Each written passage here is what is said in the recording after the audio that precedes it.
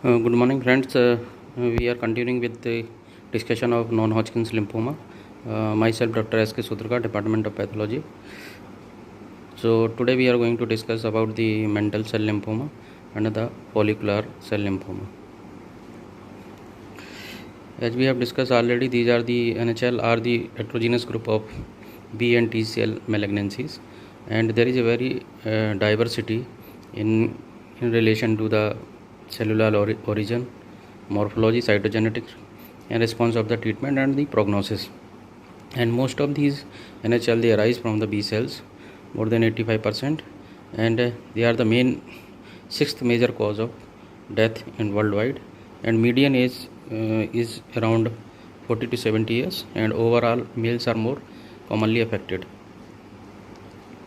If we go through the classification, we have already discussed that the non-Hodgkin's lymphoma, they are classified into 4 categories, and here we have included the selected entities: the precursor B cell, peripheral B cell, precursor T cell, and peripheral T cell. And today we are going to discuss the mantle cell lymphoma and the follicular lymphoma, these 2 entities. So if we go through the origin of these mantle cell lymphoma and the follicular cell lymphoma, so as you can see in the diagram, these mantle cells, they are basically surrounding the follicles or germinal centers. These cells, they surround the germinal centers. From there they these malignancy they basically arise, and they are called as mantle cell lymphoma. And in the follicles or in the germinal centers, when these neoplastic arise from these germinal centers, then they are called as follicular lymphoma. So there are many type of neoplastic lesion which are arise from the germinal centers. Apart from the follicular lymphoma, we can see the Burkitt lymphoma, diffuse large B cell lymphoma, and the Hodgkin's lymphoma. They all also arise from the these germinal centers. So today we will discuss about these 2 lesions, mantle cell lymphoma and the follicular lymphoma. If we go through the mantle cell lymphoma, it is very uncommon, and it is around 2.5% cases of NHL. It comprises, or these tumor cells basically they closely resembles to the mantle zone B cells, and that surround the germinal centers. If we go through the morphology of these tumors, they usually show both the pattern, nodular or diffuse pattern of the growth when we examine these under the microscope. So there may be nodular pattern or there may be diffuse pattern, and these cells basically they are homogeneous subcell or monotonous population of the cells of a small lymphocyte, and they are having irregular nuclear cleft. This is very important. The nuclear cleft, irregular nuclear cleft in the small lymphocytes. The nuclei basically they show the condensed nuclear chromatin and inconspicuous nucleoli and scanty cytoplasm. And these tumors they don't show the proliferation centers as they are seen in case of a small lymphocytic leukemia or lymphomas. If we go through the immunophenotype, these lymphoid cells, these neoplastic cells, they will show the positivity towards CD19, CD20 and CD5, but they are negative for CD23, and they also lack the somatic hypermutation.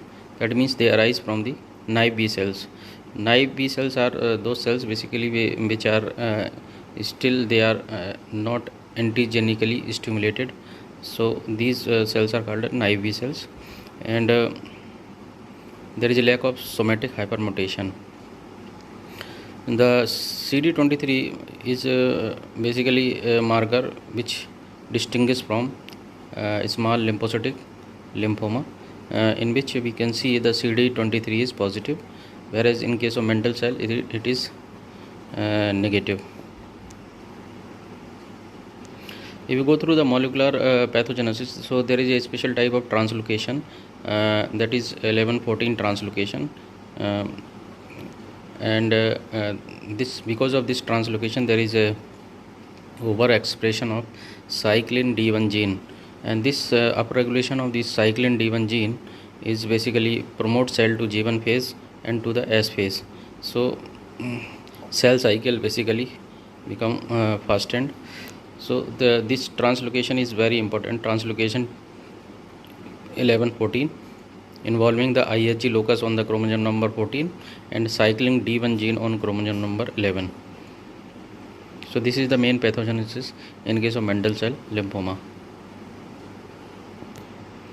If you go through the clinical features, the patient usually present with the painless lymphadenopathy, and it is basically an incurable condition, and the survival is around 3 to 4 years, and this Mendel cell lymphoma will have the poor prognosis. Now coming to the second entity, that is follicular lymphoma. It is the most common form of the non-Hodgkin's lymphoma, and usually the middle-aged they are actually affected, and males and females both are equally affected in this neoplastic condition. And the tumors they arise from the germinal center of B cells, and strongly they are associated with the chromosomal translocation involving BCL2. So there is a translocation, 14-18 translocation is seen in case of follicular lymphoma. So if we go through the pathogenesis, we can see there is a translocation between chromosome number 14 and chromosome number 18. So the BCL gene from the chromosome number 18 is shifted to the chromosome number 14, and here it is basically overexpressed. And this, as we know that this BCL2 is concerned with the anti-apoptotic property. So these cells which are overly expressed by the BCL2, they will fail to die, or they will survive more as compared to the normal. So they refuse to die. So this is the main pathology because of overexpression of BCL2. The cells or mutated basically the lymphoid cells which have this type of translocation, they usually survive longer, and they fail to die. If you go through the morphology, there are two cell population are very commonly seen in case of follicular lymphoma, and the growth pattern under the microscope we observe the nodular pattern of growth is very commonly seen in this condition. And as we have said, there are two cell population. One cell population is large cells, and they are having open nuclear chromatin with several nucleoli and a moderate amount of cytoplasm. They are called as centroblast, and along with they are admixed with the small cells with cleaved nuclei and scanty cytoplasm. They are called as centrocyte, and majority of cells are of this centrocyte type. On the right we can see we differentiate this follicular lymphoma from follicular hyperplasia.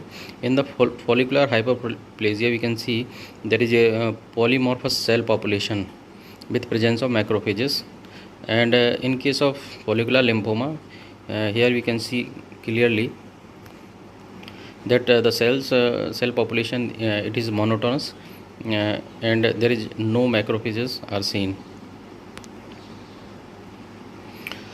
So if we go to if we see this BCL2 and BCL6 positivity, so BCL2 is basically positive in case of follicular lymphoma, or it's so 90% of cases they show the BCL2 positivity in case of follicular lymphoma. 90% of cases, whereas the BCL6 positivity, it is commonly seen in case of diffuse large B cell lymphoma. So by doing these two study or immunophenotyping of these two markers, we can differentiate the follicular lymphoma from the diffuse large B cell lymphoma. If we go through the immunophenotype, here we can see these cells they are CD19 positive, CD20 positive and CD10 positive, and they show the features of somatic hypermutation. That means they arise from the germinal centers or post follicular B cells, and 90% of cases, as we have said, that they express the BCL2 gene and surface immunoglobulins. Thus, this is if we go through the somatic hypermutation, this is a special type of mutation in which this basically gives this type of mutation is usually seen in the germinal centers, and this somatic hypermutation gives the basically provides the diversity to the B cells to have different type of BCRs, and these BCRs basically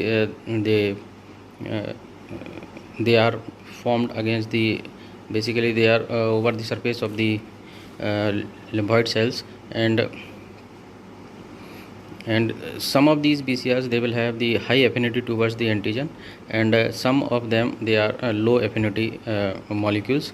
So those BCRs basically which shows strong affinity towards the antigen, they were selected and rest were deleted. So here you can see, and the site of this somatic mutation is the germinal center.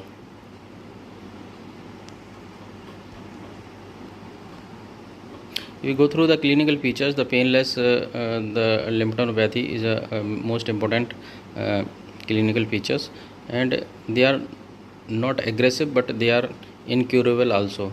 So they are having bad prognosis, and they are basically not aggressive too much, and 30 to 40% of these cases basically they transform into the diffuse large B cell lymphoma. So this is all about the two conditions, the follicular lymphoma and the mantle cell lymphoma. I hope this video will be beneficial for you. Thank you very much.